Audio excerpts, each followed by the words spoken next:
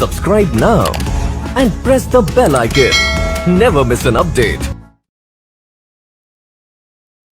Hello everyone and welcome to the class. So today we are going to discuss the ST number 29. ST number 29 के जो भी English के part के जितने भी क्वेश्चंस हैं उनको हम डिटेल में पढ़ेंगे, उनका पूरा एनालिसिस करने वाले हैं। तो चलिए स्टार्ट करते हैं with the very first question, और आप लोग भी मेरे साथ जरूर सॉल्व करिएगा क्योंकि आप लोगों ने ऑलरेडी सॉल्व, जिन्होंने किया हुआ वो एनालिसिस कर लेंगे और जिन्होंने सॉल्व नहीं किया है दे कैन सी कि कैसे हम क्वेश्चंस को सॉल्व करते हैं। तो सबसे पहला क्वेश्चन है हमारा ये क्वेश्चन नंबर 21, जिसमें पूछा गया है सेलेक्ट दी इनकरेक्टली स्पेल्ड वर्ड, यानी कि यहाँ पे इसकी स्पेलिंग करेक्ट है या इनकरेक्ट है ये आपको बताना है। तो यहाँ पे आपसे पूछा गया है क्योंकि इनकरेक्ट स्पेलिंग आपको बतानी है। इनकरेक्ट स्पेलिंग मतलब आपको ये जो ऑप्शंस दिए गए हैं इनमें से किसकी स्पेलिंग रॉन्ग है वो आपको बताना है। ठीक है, तो जो फर्स्ट वर्ड अगर आप देख रहे हैं तो लिखा है कस्टर्ड। कस्टर्ड जैसे मिल्क में कस्टर्ड डाल करके उसकी आइसक्रीम वगैरह बना दी जाती है तो उसको हम बोलते हैं कस्टर्ड। फिर नेक्स्ट वर्ड है हमारा, ये तो स्पेलिंग एकदम करेक्ट है, लेकिन फिर नेक्स्ट है हमारा कस्टडी। कस्टडी मतलब किसी चीज को सीज कर लेना। पुलिस जब अपने अधिकार में कोई चीज ले लेती है, पुलिस कस्टडी जैसे हो सकती है, तो उसके लिए हम यूज करते हैं। लेकिन यहाँ पे स्पेलिंग देखो थोड़ा सा रॉन्ग है क्योंकि कस्टडी की स्पेलिंग CUSTODY क्या ये होती है? कस्टडी की स्पेलिंग अगर हम आपसे पूछें तो क्या ये होती है? कई बार लोग कंफ्यूजन में आ जाते हैं कि कस्टडी की स्पेलिंग में CUS होगा या O होगा। अगर आप इसको पढ़ेंगे तो ये कॉस्टडी आ जाएगा। अगर आप इसको पढ़ेंगे तो कैसे आ जाएगा? कॉस्टडी, है ना। तो यहाँ पे अगर आप कहोगे अब TODY अगर होगा कि नहीं होगा, तो बिल्कुल यहाँ पे आपका C के साथ U आएगा, यानी कि CUS हो जाएगा और TODY इसकी करेक्ट स्पेलिंग हो जाएगी कस्टडी। क्वेश्चन के अब एक तो इनकरेक्टली स्पेल्ड वर्ड हमें मिल गया, तो कुशन और कर्टेल अपने आप से क्या है? करेक्ट है। ठीक है, समझ में आया? कुशन और कर्टेल जो है वो अपने आप में करेक्ट है, तो इसमें कोई भी मिस्टेक नहीं है। कस्टडी का मतलब जैसे आप लोग ऑलरेडी जानते ही हैं।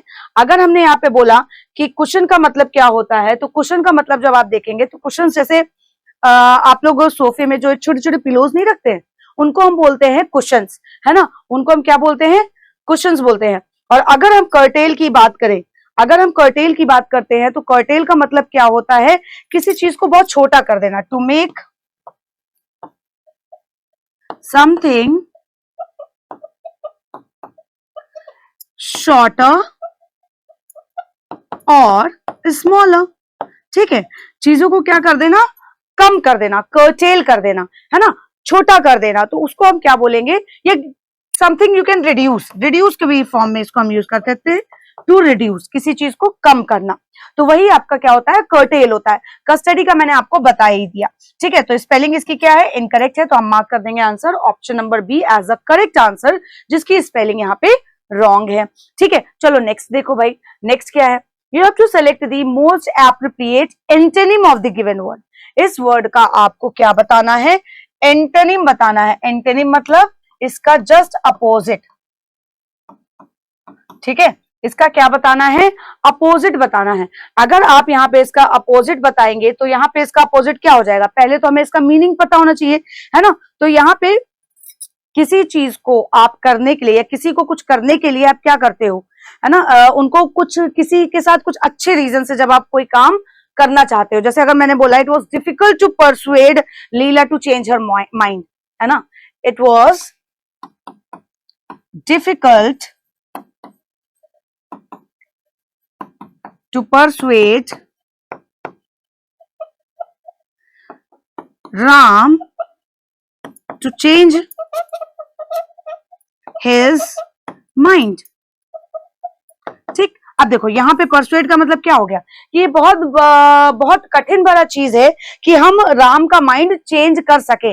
तो यहाँ पे to make somebody to do something by giving him और हर गुड रीजंस, है ना, या आप किसी को विश्वास दिलाने की कोशिश करते हो। टू मेक बिलीव,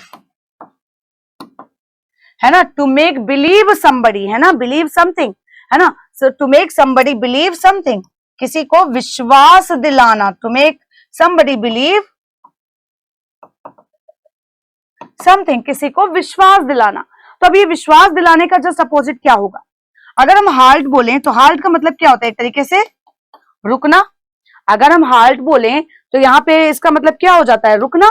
और अगर लीड बोले तो लीड मतलब जब आप किसी को लीड कर रहे होते हो तो उसके लिए हम यूज करते हैं। अगर हम कोक्स की बात करें तो यहाँ पे इसी का मीनिंग हो जाता है टू परसुएट समबडी जेंटली, किसी को आराम से समझाना या विश्वास दिलाना। तो यहाँ पे तो ये इसी का मीनिंग हो गया, टू परसुएड समबडी जेंटली। फिर आता है स्वे। स्वे मतलब क्या होता है, एक्चुअली ये स्लीव का भी एक मीनिंग होता है। जैसे स्ले हम बोलते हैं ना, तो अगर हम स्वे बोले, स्वे मतलब एक तरीके से टंगना जैसे भी हम बोलते हैं।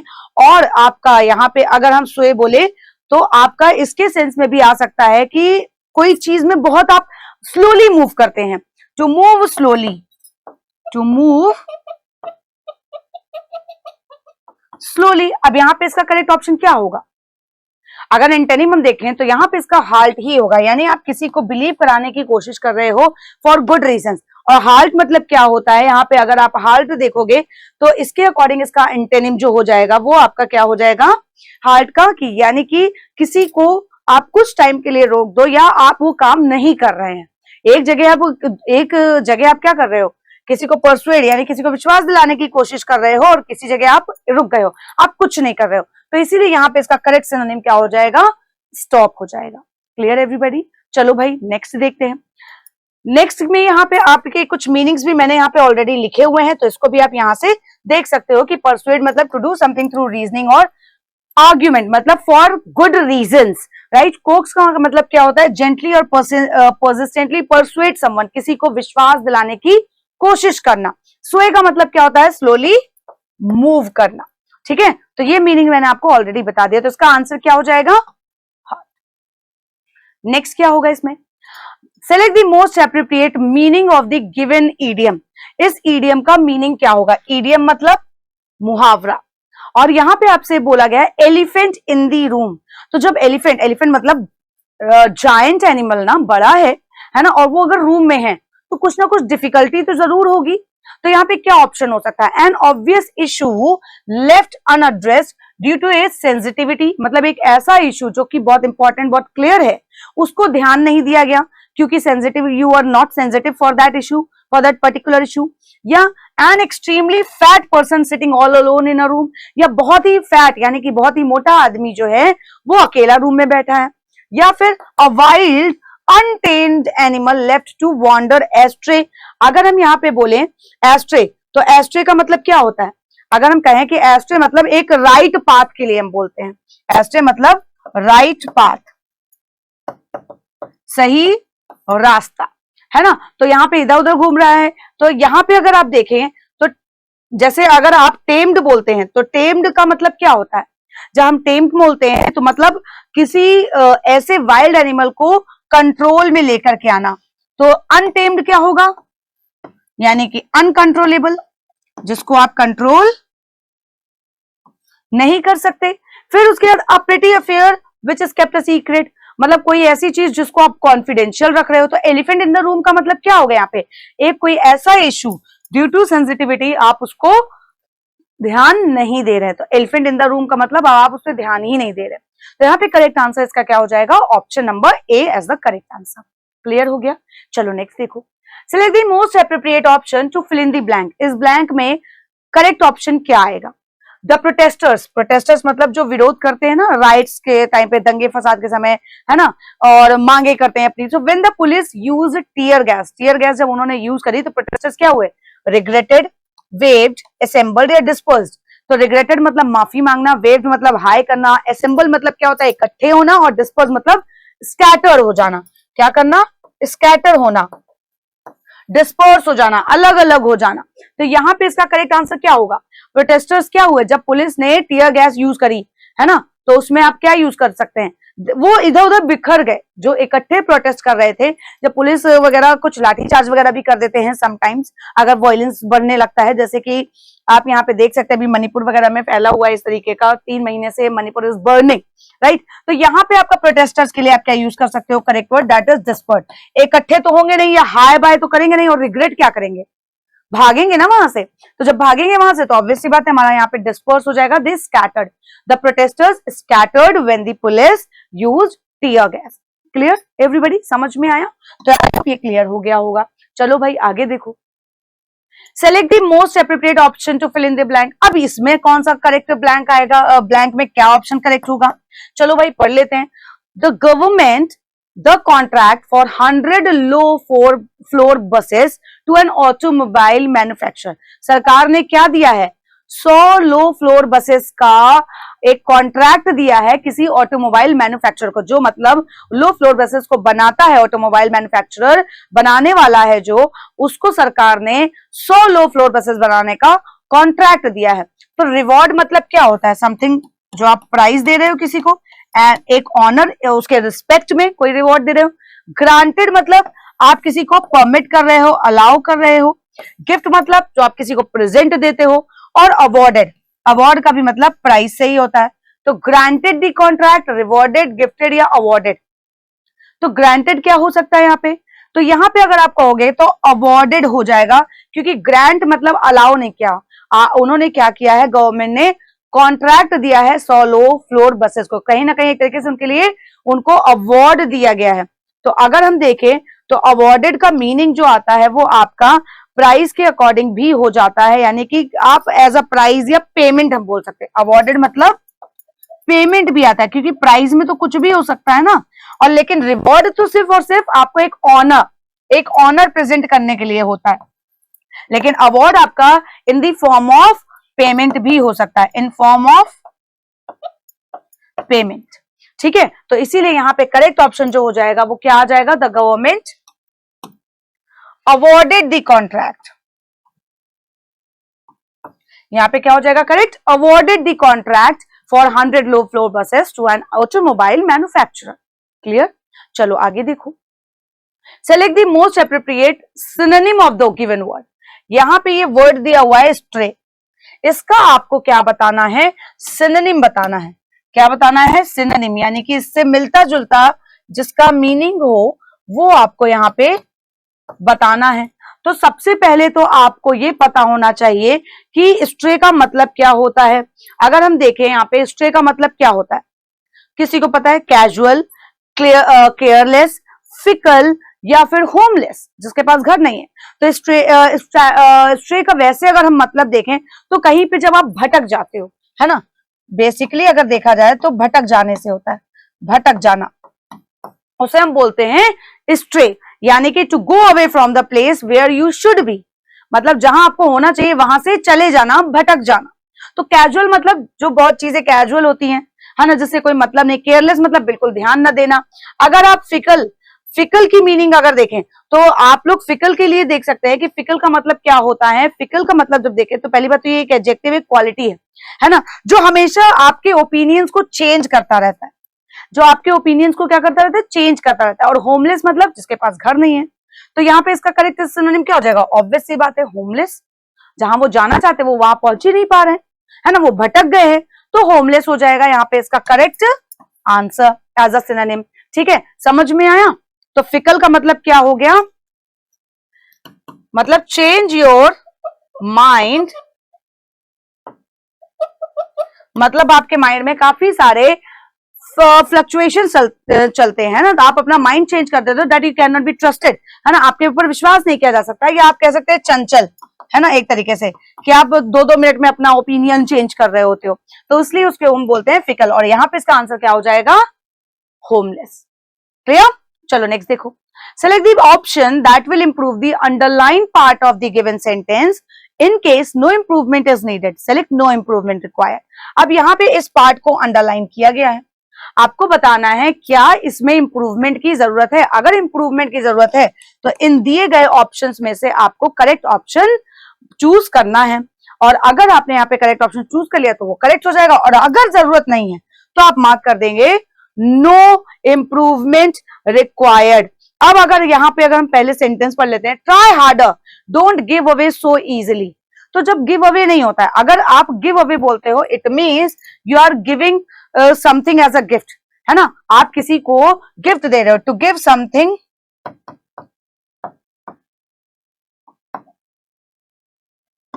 एज अ गिफ्ट, किसी को आप गिफ्ट दे रहे हो, गिव अवे, है ना। और उसके बाद अगर हम यहाँ पे बोल दे कि आपका अगर बाकी ऑप्शंस देखा जाए तो हम बोलते नहीं कि गिव बैक, हम बोलते हैं कि गिव मतलब क्या होता है वैसे, देना। गिव का मतलब क्या होता है, देना। तो किसी को गिफ्ट दिया आपने, और गिव बैक का मतलब क्या होता है, एक तरीके से गिविंग बैक का मतलब होता है किसी को हेल्प प्रोवाइड करना। क्या करना, टू प्रोवाइड हेल्प और असिस्टेंस, है ना। और गिव अप मतलब क्या होता है, एकदम हार मान जाना। गिव अप मतलब क्या होता है, हार मान जाना। ठीक है, तो यहां पे आपका क्या हो जाएगा, गिव अप मतलब टू सीज डूइंग और अटेम्प्टिंग, या फिर एक डिफीट, एक तरीके से आप बोल सकते हो, गिव अप कर देना या डिफीट हो जाना। और अगर हम बोलते हैं गिव आउट, तो यहां पे अगर आपका देखें हम, तो गिव आउट मतलब क्या होता है, to come to an and.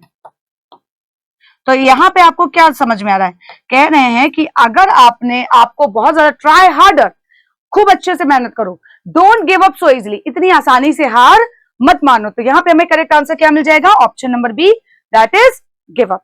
Clear, समझ में आया। चलो नेक्स्ट देखो, select the option that can be used as a one word substitution.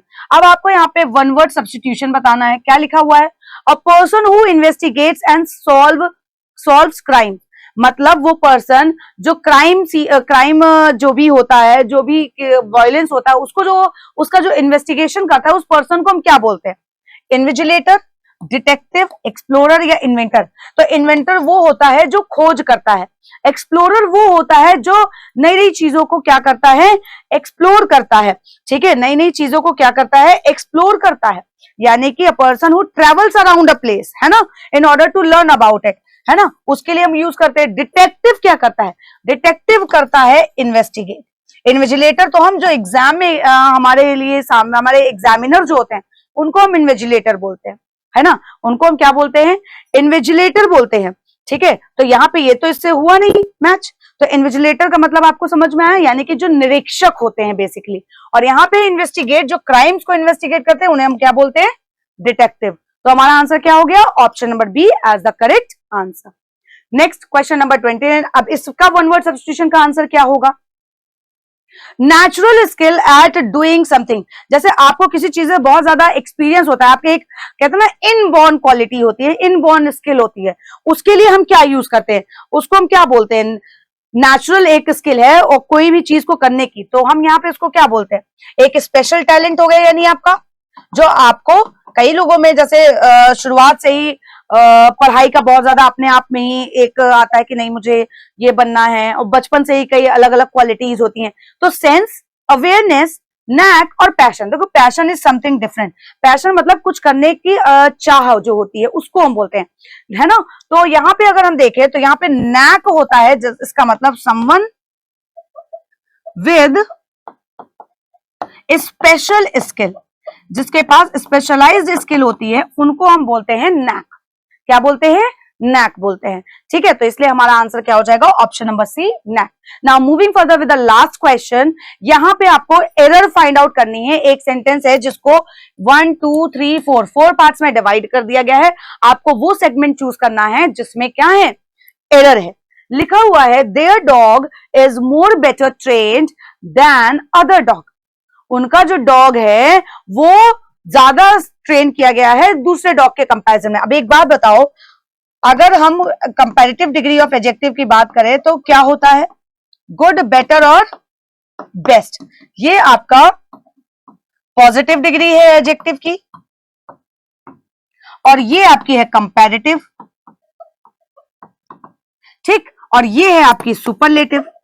तो एक बात बताओ, जब आपकी कंपैरेटिव डिग्री ऑलरेडी बेटर है तो क्या यहां पे मोर की नीड है, ये तो सुपरफ्लुअस हो जाएगा, ये तो सुपरफ्लुअस हो जाएगा, जो कि रॉन्ग है। तो यहां पे हमारा आंसर भी क्या हो जाएगा, ऑप्शन नंबर बी, जिसमें एरर है। क्योंकि कंपैरेटिव डिग्री में जो ऑलरेडी कंपैरेटिव डिग्री होते हैं उनके साथ हम मोर का यूज नहीं करते हैं, वो सुपरफ्लुअस हो जाता है। इसीलिए यहां पे हमारा आंसर हो जाएगा ऑप्शन नंबर बी, कि जिस पार्ट में एरर है। तो यहां पे होना चाहिए था their dog is better trained than our dog, क्योंकि देन भी लगा है तो यहीं से पहचान जाओ कि ये सेंटेंस किस में जा रहा है, कंपैरिजन के फॉर्म में जा रहा है। किस में जा रहा है, ये कंजंक्शन किस लिए यूज होता है, कंपैरिजन के लिए यूज होता है। ठीक है, तो इसके अकॉर्डिंग यहाँ पे क्या आ जाएगा, मोर बेटर आ जाएगा। आई होप ये क्वेश्चंस आप लोगों ने काफी अच्छे से अब देख लिए हैं कि किस तरीके से आपको इसको सॉल्व करना है। इसके लिए आपका ग्रामर कंसेप्ट बहुत अच्छा होना चाहिए, क्योंकि ग्रामर कंसेप्ट अगर अच्छे हैं तो आप किसी भी क्वेश्चंस को आसानी से सॉल्व कर सकते हैं। और one word substitution, idiom, phrases तो लर्न करने पड़ेंगे, ठीक है। तो इसी तरीके से आप लोग स्पीड टेस्ट के हर हफ्ते हम लोग आप लोगों को मिलेंगे, हर एक स्पीड टेस्ट को जो वीक में होता है उसके सोल्यूशन के साथ, और उसके सोल्यूशन में आपको जो नए नए ट्रिक्स आते हैं या आपके ग्रामर ट्रिप्स होते हैं वो भी हम आपके साथ जरूर शेयर करेंगे। So till then, thank you and have a great day ahead. Subscribe now and press the bell icon. Never miss an update.